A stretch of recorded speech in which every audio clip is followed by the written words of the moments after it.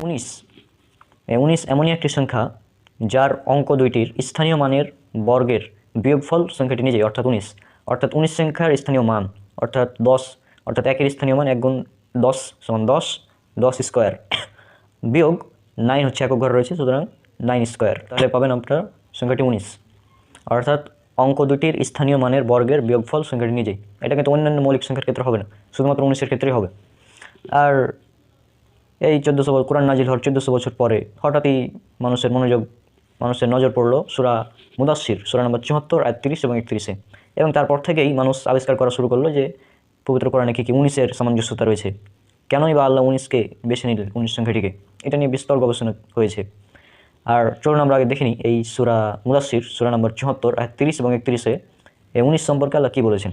তার উপর রয়েছে 19 জন প্রহরী, আর আমি ফেরেশতাদেরকেই জাহান্নামের তত্ত্বাবধায়ক বানিয়েছি, আর কাফিরদের জন্য পরীক্ষাস্বরূপ আমি তাদের সংখ্যা নির্ধারণ করেছি, যাতে কিতাবপ্রাপ্তরা দৃঢ়ভাবে বিশ্বাস করে আর মুমিনদের ঈমান বেড়ে যায়, এবং কিতাবপ্রাপ্তরা ও মুমিনরা সন্দেহ পোষণ না করে। আর যেন যাদের অন্তরের রোগ আছে তারা এবং অবশিষ্টরা বলে, এরূপ উপমা দ্বারা আল্লাহ কী ইচ্ছা করেছেন। এভাবেই আল্লাহ যাকে ইচ্ছা পথভ্রষ্ট করেন আর যাকে ইচ্ছা সঠিক পথে পরিচালিত করেন, আর তোমার রবের বাহিনী সম্পর্কে তিনি ছাড়া কেউ জানেন না, আর এ হচ্ছে মানুষের জন্য উপদেশ মাত্র। তাহলে বুঝতে পারছেন যে আল্লাহ সুবহানাহু ওয়া তাআলা কেন এই জাহান্নামের প্রহরী বা ফেরেশতার সংখ্যা 19 নির্ধারণ করেছেন। এই 19 সংখ্যাটি হচ্ছে কাফিরদের জন্য পরীক্ষাস্বরূপ, এবং এটা নিয়ে গবেষণা করার পর যেন মুমিনদের ঈমান বৃদ্ধি পায়, সেজন্য আল্লাহ সুবহানাহু ওয়া তাআলা এখানে 19 সংখ্যাটিকে নির্ধারণ করেছেন। আমরা জানি সর্বপ্রথম কোরআনের যে আয়াত অবতীর্ণ হয় সেটা হচ্ছে সূরা আলাক 96 নম্বর সূরার 1 থেকে 5 নম্বর আয়াত। আর এরপরে অনেক গবেষণার মতে এরপরে নাজিল হয় সূরা কলম, তারপরে নাজিল হয় সূরা মুজাম্মিল, তারপরে নাজিল হয় সূরা মুদাসসির, এবং তারপরে সূরা মুদাসসিরের পরপরই নাজিল হয় সূরা ফাতিহা। আর এই সূরা ফাতিহাকে পবিত্র কোরআনের 1 নম্বর অর্থাৎ প্রথম সূরাতে স্থান দেওয়া হয়েছে। অর্থাৎ পবিত্র কোরআনের প্রথম সূরা এটা হচ্ছে সূরা ফাতিহা, এর প্রথম সূরার প্রথম আয়াত অর্থাৎ যেটা বিসমিল্লাহির রহমানির রহিম, এই প্রথম আয়াতে রয়েছে 19টি অক্ষর, অর্থাৎ আল্লাহ সুবহানাহু ওয়া তাআলা 19 দিয়েই শুরু করেছেন পবিত্র কোরআন। তাহলে দেখলাম পবিত্র কোরআনে প্রথম সূরা নম্বর 1 আয়াত নম্বর 1 এখানেই রয়েছে 19টি অক্ষর। এবার দেখুন আমরা একে একে মিরাকেলগুলো আস্তে আস্তে দেখতে থাকি, গাণিতিক প্রকৌশলগুলো। প্রথম 1 নম্বর সেটা হচ্ছে, যদি আমরা এই পবিত্র কোরআনের সূরা ফাতিহা অর্থাৎ সূরা নাম্বার এবং এরপরে আয়াত সংখ্যা অর্থাৎ সূরা নম্বর 1 এরপর আয়াত সংখ্যা 1 2 3 4 5 6 7 এভাবে যদি বসাই, তাহলে পুরো যে সংখ্যাটা পাওয়া যাবে অর্থাৎ 1 1 2 3 4 5 6 7, তাহলে এই পুরো সংখ্যাটা 19 দ্বারা ডিভাইডেড উইথ নো রিমাইন্ডার, অর্থাৎ কোনো ভাগশেষ থাকবে না। এবার 2 নম্বর পরীক্ষা যদি আমরা সূরা সংখ্যার পর আয়াতের অক্ষর সংখ্যাগুলো বসাই, অর্থাৎ সূরা নম্বর 1 এরপর অক্ষর সংখ্যা 19 17 12 11 19 18 43 এভাবে যদি আমরা বসাই, যে সংখ্যাটা আপনার স্ক্রিনে দেখতে পাচ্ছেন এই সংখ্যাটা যদি আমরা বসাই এবং এভাবে যদি আমরা সাজাই সংখ্যাটিকে, এবং এটা যদি আমরা 19 দ্বারা ভাগ করি, তাহলে এটাও 19 দ্বারা পরিপূর্ণভাবে ডিভাইডেড উইথ নো রিমাইন্ডার, অর্থাৎ 19 দ্বারা বিভাজ্য হবে, কোনো ভাগশেষ থাকবে না। এবার 3 নম্বর পরীক্ষা যদি আমরা সূরা সংখ্যা এরপর অক্ষর সংখ্যা এবং এদের মোট গাণিতিক মানটা কি আপনার স্ক্রিনে দেখতে পাচ্ছেন যে আরবির 29টি হরফ এবং নিচে দেওয়া আছে প্রতিটির গাণিতিক মান। তো এই হিসাবে যদি আমরা গাণিতিক মান অর্থাৎ সূরা সংখ্যা এরপর আয়াত সংখ্যা এরপর এদের গাণিতিক মান এগুলো যদি বসাই, তাহলে বিশাল বড় সংখ্যা পাবো। এই বড় সংখ্যাটিকে যদি আমরা 19 দ্বারা ভাগ করি, তাহলে এটি 19 দ্বারা সম্পূর্ণভাবে ডিভাইডেড উইথ নো রিমাইন্ডার। এবার যদি আমরা অক্ষর সংখ্যা এবং তাদের গাণিতিক মানের পূর্বে যদি আয়াত সংখ্যাটা বসাই, তাহলে যে বিশাল সংখ্যাটি দাঁড়াবে, এবং এই বিশাল সংখ্যাটিকে যদি আমরা 19 দ্বারা ভাগ করি, তাহলে এটা 19 দ্বারা ডিভাইডেড উইথ নো রিমাইন্ডার। 5 নম্বর পরীক্ষায় আমরা সূরা সংখ্যা এবং এরপর আয়াত সংখ্যা এরপর অক্ষর সংখ্যা এবং অক্ষর সংখ্যার গাণিতিক মান যদি এইভাবে বসাই, অর্থাৎ পুরো যে সংখ্যাটি দাঁড়াবে অর্থাৎ সূরা সংখ্যা 1 আয়াত সংখ্যা 7 অক্ষর সংখ্যা 139 এবং অক্ষরের গাণিতিক মান 10143, এই পুরো সংখ্যাটিকে যদি আমরা 19 দ্বারা ভাগ করি, তাহলে সেটা 19 দ্বারা ডিভাইডেড উইথ নো রিমাইন্ডার। 6 নম্বর পরীক্ষায় যদি আমরা সূরা সংখ্যা আয়াত সংখ্যা এবং শব্দ সংখ্যা বসাই, অর্থাৎ যে সংখ্যা দাঁড়াবে অর্থাৎ সূরা সংখ্যা 1 আয়াত সংখ্যা 7 শব্দ সংখ্যা 29, তাহলে এই পুরো সংখ্যাটি 19 দ্বারা ডিভাইডেড উইথ নো রিমাইন্ডার। এরপর 7 নম্বর পরীক্ষায় আমরা দেখব সূরা সংখ্যা তারপর আয়াত সংখ্যা তারপর প্রতিটি আয়াতের শব্দ সংখ্যা, অর্থাৎ 1 7 4 4 2 3 4 3 9 এই সংখ্যাটি যদি আমরা বসাই এবং একে যদি আমরা 19 দ্বারা ভাগ করি, তাহলে এটাও 19 দ্বারা ডিভাইডেড উইথ নো রিমাইন্ডার, অর্থাৎ কোনো ভাগশেষ থাকবে না। তাহলে আমরা 7টি অর্থাৎ যেভাবে আমরা করি, যেরকমভাবে আমরা 19-এর ব্যালেন্সটা দেখতে চাচ্ছি সেভাবে কিন্তু ব্যালেন্সটা চলে আসছে। তাহলে লক্ষ্য করুন এই যে 19-এর ব্যালেন্স এই সূরা ফাতিহার ভিতরে মাত্র 7টি আয়াত, এই 7টি আয়াতকে রচনা করার জন্য কতটা গাণিতিক প্রকৌশল খাটানো হয়েছে আরও রয়েছে, যেটা আমরা কল্পনা করতে পারছি না বর্তমানে। আর এই কারণেই আমার মনে হয় এটা, আমি জানি না অন্য কারণে হতে পারে, এ কারণে আল্লাহ বলেছেন পবিত্র কোরআনে উল্লেখ করা আছে সূরা বাকারা সূরা নম্বর 2 আয়াত নম্বর 23 যে আল্লাহ বলছেন এখানে, আমি আমার বান্দার উপর যা নাজিল বা অবতীর্ণ করছি অর্থাৎ পবিত্র কোরআন, এই ব্যাপারে যদি তোমরা সন্দেহে থাকো তবে এর মতো একটি সূরা নিয়ে আসো, অর্থাৎ পবিত্র কোরআনের মতো একটি সূরা নিয়ে আসো, আর আল্লাহ ব্যতীত তোমাদের সকল সাহায্যকারীকে ডাকো যদি তোমরা সত্যবাদী হও। অর্থাৎ আল্লাহ পবিত্র কোরআন এখানে চ্যালেঞ্জ করেছেন যে যদি তোমরা এই কোরআন নিয়ে সন্দেহ করো তাহলে এর মতো একটি সূরা রচনা করে নিয়ে আসো। মানে চিন্তা করুন, এতভাবে গাণিতিক প্যাটার্ন দিয়ে, এত বৈজ্ঞানিক বিষয়গুলো ইনক্লুড করে, এভাবে এত সুন্দরভাবে এত গাণিতিক প্রকৌশলগুলো খাটিয়ে, মানে জাস্ট আমেজিং, মানে অবাক করা বিষয়। মানে এটা মানুষের দ্বারা কল্পনা করাই সম্ভব না। এরকম কিতাব মানুষ রচনা করবে, এটা কল্পনা করাই অসম্ভব। আর এই কারণে আজ থেকে প্রায় 1400 বছর পার হয়ে গেল পবিত্র কোরআন নাজিল হওয়া, তারপরেও কেউ এই পবিত্র কোরআনে এর মতো একটি সূরা রচনা করতে পারেনি।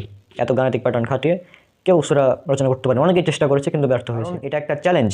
পবিত্র কোরআনে এত এত নিখুঁত গাণিতিক ব্যালেন্স, এত সুন্দর বৈজ্ঞানিক তথ্য ইনক্লুড করে, ভবিষ্যৎবাণী করে একটি গ্রন্থ রচনা করা মানুষের পক্ষে অসম্ভব। বর্তমানে অসম্ভব, কিয়ামত পর্যন্ত অসম্ভব, আর 1400 বছর আগে তো আরোটা অনেকটাই অসম্ভব ছিল। তখন তো বিজ্ঞান এতটা উন্নতও ছিল না, এত গাণিতিক প্যাটার্ন সম্পর্কে কারো ধারণাও ছিল না। এত নিখুঁতভাবে এই গ্রন্থকে রচনা করা হয়েছে এবং আল্লাহ সুবহানাহু ওয়া তাআলার বাণী, এই পবিত্র কোরআন হচ্ছে আল্লাহর বাণী। এখন অনেকেই প্রশ্ন করবেন যে ঠিক আছে, বুঝলাম এতগুলো সংখ্যা আছে, তো এই এত সংখ্যাগুলোর মাঝে থেকে 19 সংখ্যাটিকেই নির্ধারণ করার প্রয়োজন কী ছিল আল্লাহর? অনেকে প্রশ্ন করবে এভাবে।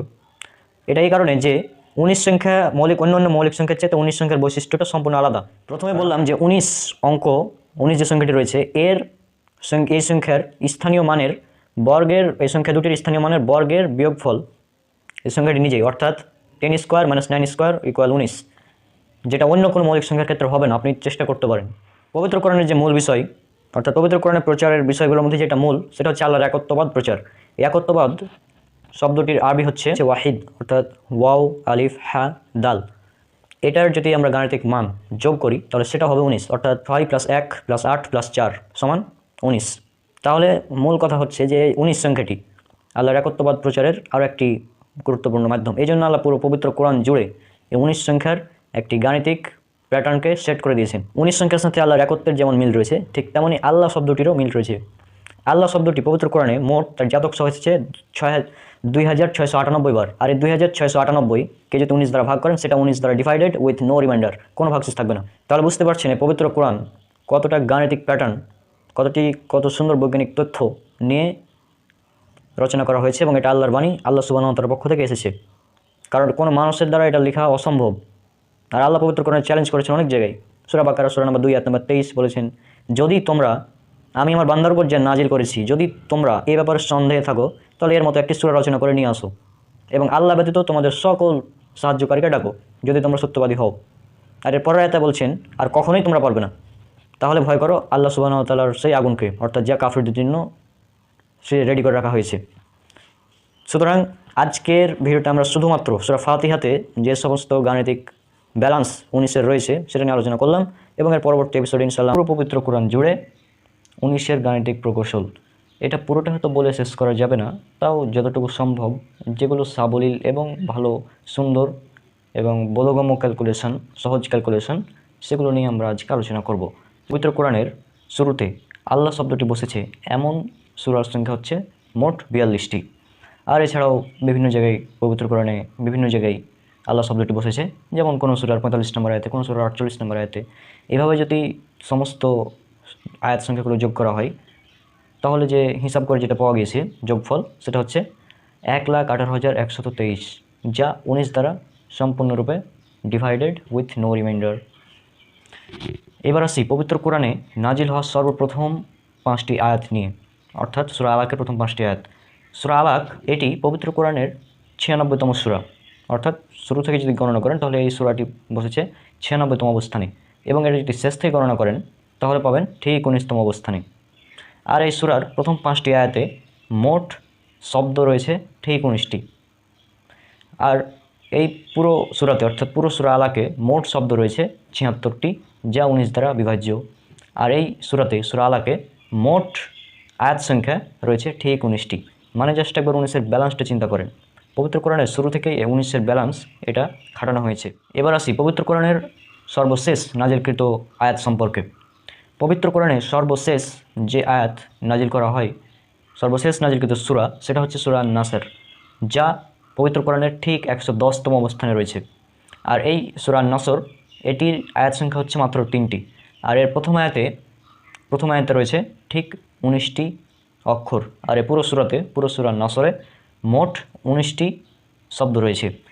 তাহলে চিন্তা করুন, পবিত্র কোরআনের যে শুরু হলো সূরা আলাকের প্রথম 5টি আয়াত দিয়ে, সেখানেও 19-এর প্রকৌশল খাটানো হয়েছে। এমনকি পবিত্র কোরআনের সর্বশেষ যে নাজিল হলো সূরাটি, সেখানেও এই 19 এর প্রকৌশল খাটানো হয়েছে। তাহলে জাস্ট একবার চিন্তা করুন বিষয়টা। পবিত্র কোরআনের আরেকটি বিস্ময়কর ব্যাপার হলো, সেটা হচ্ছে যে কোরআনিক সংকেত। অর্থাৎ আমরা জানি পবিত্র কোরআনের মোট 29টি সূরার আগে ব্যবহার করা হয়েছে বিভিন্ন সংকেত। যেমন ধরেন আলিফ লাম মিম, আলিফ লাম র, তা সিন মিম, তারপরে ইয়াসিন, এগুলো ইত্যাদি বিভিন্ন সংকেত ব্যবহার করা হয়েছে। এইভাবে সবগুলো সংকেত থেকে মোট অক্ষরগুলো বেছে নিয়ে মোট 14টি সেট ব্যবহার করা হয়েছে, এবং এখানে রয়েছে মোট 14টি অক্ষর। অর্থাৎ 14টি অক্ষর নিয়ে এই সেটগুলো তৈরি করা হয়েছে। অর্থাৎ মূল কথাটিতে দাঁড়াচ্ছে মোট 14টি অক্ষর, এবং এই 14টি অক্ষর থেকে আলাদা আলাদা করে শব্দ নিয়ে মোট 14টি সেট, 14টি অক্ষর, 14টি সেট এবং 29টি সূরার প্রথমে বসেছে। এগুলোকে যদি যোগ করি, অর্থাৎ 14টি অক্ষর, 14টি সেট এবং 29টি সূরার প্রথমে বসেছে, এই তিনটাকে যদি যোগ করি তাহলে যোগফল হবে 57। আর এই 57 19 দ্বারা ডিভাইডেড উইথ নো রিমাইন্ডার। তাহলে জাস্ট একবার চিন্তা করুন, মানে 19-এর কত ব্যালেন্স রাখা হয়েছে পবিত্র কোরআনে। পবিত্র কোরআনের প্রথম সংকেতযুক্ত সূরা সেটা হচ্ছে সূরা আল বাকারা, অর্থাৎ 2 নম্বর সূরা, এবং সর্বশেষ সংকেতযুক্ত সূরা সেটা হচ্ছে সূরা কলম, যেটা হচ্ছে 68 নম্বর সূরা।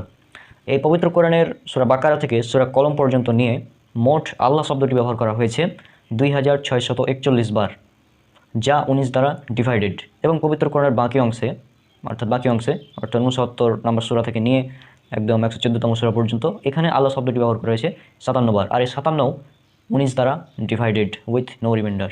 আর পুরো পবিত্র কোরআনে মোট আল্লাহ শব্দটি ব্যবহার করা হয়েছে 2698 বার, এটিও 19 দ্বারা ডিভাইডেড। এখন সবগুলো সংকেত নিয়ে আলোচনা করা সম্ভব না, কারণ এভাবে যদি সবগুলো সংকেত নিয়ে আলোচনা করতে যাই তাহলে অনেক টাইম লাগবে। সেজন্য আমি বেশ কয়েকটি সংকেত নিয়ে এখানে জাস্ট বোঝানোর উদ্দেশ্যে আলোচনা করছি। সেটা হচ্ছে কফ অক্ষরটি নিয়ে। এই কফ অক্ষরটি আমরা জানি যে পবিত্র কোরআনের যে প্রথম অক্ষর, কোরআন শব্দের প্রথম অক্ষর, সেটা হচ্ছে কফ। এই কফ অক্ষরটি বসেছে পবিত্র কোরআনের মোট 2টি সূরার প্রথমে। একটা হচ্ছে 42 নম্বর সূরা এবং আরেকটা হচ্ছে 50 নম্বর সূরা কফ। এই 2টি সূরার প্রথমে বসেছে এই কফ অক্ষরটি। আর এই কফ অক্ষরটি সূরাতে ব্যবহার করা হয়েছে মোট 57 বার, এবং সূরা কফে ব্যবহার করা হয়েছে মোট 57 বার। তাহলে চিন্তা করুন, 57 কিন্তু 19 দ্বারা ডিভাইডেড। এছাড়াও এই 57 যোগ 57 যদি আমরা করি তাহলে পাবো 114, যে পুরো পবিত্র কোরআনের মোট সূরা সংখ্যা। তাহলে জাস্ট একবার চিন্তা করুন বিষয়টা কতটা ব্যালেন্স কাটানো হয়েছে। এছাড়াও সূরার আয়াত সংখ্যা হচ্ছে মোট 53টি, এবং এটি হচ্ছে 42 নম্বর সূরা। তাহলে সূরা নাম্বার যোগ আয়াত সংখ্যা অর্থাৎ 42 যোগ 53 যদি আমরা করি তাহলে আমরা পাবো 42 যোগ 53 সমান 95। আর এই 95 19 দ্বারা ডিভাইডেড উইথ নো রিমাইন্ডার। আর সূরা কফ এখানে রয়েছে মোট 45টি আয়াত, এবং এই সূরা কফ এটা হচ্ছে 50তম সূরা। তাহলে 45 যোগ 50 সমান 95 অর্থাৎ 95, এটি 19 দ্বারা ডিভাইডেড উইথ নো রিমাইন্ডার। পবিত্র কোরআনের 19তম আয়াতগুলো নিয়ে হিসাব করে জানা গিয়েছে যে কফ অক্ষরটি এসেছে মোট 76 বার, আর এই 76 19 দ্বারা ডিভাইডেড উইথ নো রিমাইন্ডার। এবার আসি সূরা ইয়াসিন অর্থাৎ 36 নম্বর সূরা ইয়াসিন সম্পর্কে। এই সূরা ইয়াসিনে ইয়া অক্ষরটি ব্যবহার করা হয়েছে মোট 237 বার, এবং সিন অক্ষরটি ব্যবহার করা হয়েছে 48 বার। তাহলে এই দুটোকে যদি আমরা যোগ করি তাহলে যোগফল হবে 285 বার। তাহলে ইয়াসিন এই শব্দটি মোট ব্যবহার করা হয়েছে, ইয়া এবং সিন আলাদা আলাদাভাবে অক্ষর ব্যবহার করা হয়েছে 285 বার। আর এই 285 19 দ্বারা ডিভাইডেড উইথ নো রিমাইন্ডার। গাণিতিক বিষয়ের আরেকটি বিস্ময়কর সূরা সেটা হচ্ছে সূরা মরিয়ম। আর এই সূরা মরিয়ম পবিত্র কোরআনের ঠিক 19তম সূরা অর্থাৎ 19তম সূরাতে অবস্থান করছে। এই সূরাতে সর্বপ্রথমে সংকেত হিসেবে মোট 5টি অক্ষর ব্যবহার করা হয়েছে, সেটা হচ্ছে কাফ, হা, ইয়া, আইন, সদ। আর এই 5টি অক্ষর এই পুরো সূরাতে মোট 798 বার ব্যবহার করা হয়েছে। আর এই 798 19 দ্বারা ডিভাইডেড উইথ নো রিমাইন্ডার। তাহলে জাস্ট একবার চিন্তা করুন যে কতটা ব্যালেন্স রাখা হয়েছে পুরো পবিত্র কোরআন জুড়ে। প্রফেসর সিজার আদিব মাজুলের গবেষণা মতে এরকম বহু সংখ্যার 19-এর ক্যালকুলেশন রয়েছে। আমাদের দৈনন্দিন জীবনে এই 19 সংখ্যার অনেক ব্যবহার রয়েছে। যেমন আমাদের দৈনন্দিন জীবনে ব্যবহৃত একটি শব্দ হচ্ছে দিবস। এই দিবস শব্দের আরবি শব্দ হচ্ছে ইয়ম। আর এই ইয়ম বা দিবস এই শব্দটি পুরো পবিত্র কোরআনে ব্যবহার করা হয়েছে মোট 365 বার। আর আমরা জানি সূর্য পৃথিবী সূর্যকে প্রদক্ষিণ করে এক বছরে অর্থাৎ 365 দিনে। আর এই পৃথিবীর নিজ অক্ষের চারিদিকে 365 বার ঘুরে এক বছরে, যে কারণে আমাদের দিন হয় 365টি, অর্থাৎ 365 দিন হয়। আর পবিত্র কোরআনে দিবস শব্দটি ব্যবহার করা হয়েছে এক বচনে 365 বার এবং বহু বচনে ব্যবহার করা হয়েছে মোট 30 বার। আর এই 30 হচ্ছে আমাদের মাসের হিসাব। এখন অনেকে বলবেন যে আর ভাই কোনো মাস তো 31ও হয়, কোনো মাস 29ও হয়। হ্যাঁ, এটারও খুব সুন্দর সমাধান আল্লাহ সুবহানাহু ওয়া তাআলা পবিত্র কোরআনে দিয়ে রেখেছেন। আমরা জানি চন্দ্র মাসের হিসাব করা হয় 29 দিন এবং 30 দিন, এবং সৌর মাস এগুলো হচ্ছে 30 দিন এবং 31 দিন। আর আপনি যদি এই 29, 30 এবং 30 এবং 31কে নিয়ে গড় করেন তাহলে সেটা 30ই হবে। সুতরাং এই 30 এটাই হচ্ছে মেন কথা, যে 30 শব্দটি ব্যবহার করা হয়েছে বহু বচনে, 30 বার ব্যবহার করা হয়েছে বহু বচনে ইয়ম বা দিবস শব্দটি। আর দিবস শব্দটি অন্যান্য জাতক শব্দ নিয়ে মোট পবিত্র কোরআনে ব্যবহার করা হয়েছে 475 বার। আর এই 475 এটার 19 দ্বারা ডিভাইডেড উইথ নো রিমাইন্ডার। এভাবে পুরো পবিত্র কোরআনে 19-এর অনেক ক্যালকুলেশন রয়েছে, যা বলে হয়তো শেষ করা সম্ভব না। আরও গবেষণা করলে আরও পাওয়া যাবে, পুরো একটা লেকচার দেওয়া যাবে এর উপরে, প্রায় 1 ঘন্টার উপরে, শুধুমাত্র 19-এর ক্যালকুলেশন নিয়ে পবিত্র কোরআনে। অলরেডি তো আমি 2টা ভিডিও বানালাম, তবে আরও ক্যালকুলেশন করা সম্ভব তবে সেই ক্যালকুলেশনগুলো অনেক কঠিন হবে, সেজন্য আমি এখানে উল্লেখ করছি না। এবং এই পবিত্র কোরআন এবং আধুনিক বিজ্ঞান সিরিজে আর অনেকগুলো ভিডিও আসবে, ইনশাল্লাহ আর অনেকগুলো ভিডিও আসবে। সবাই আমার জন্য অনেক অনেক দোয়া করবেন, আল্লাহ যেন আমাকে সুস্থ রাখেন এবং আমি পবিত্র কোরআন এবং আধুনিক বিজ্ঞান সহ অন্যান্য ইসলামের যেসব সাদৃশ্য, ইসলামের যেসব সৌন্দর্য, ইসলামের সত্যতা, এগুলো যেন তুলে ধরতে পারি।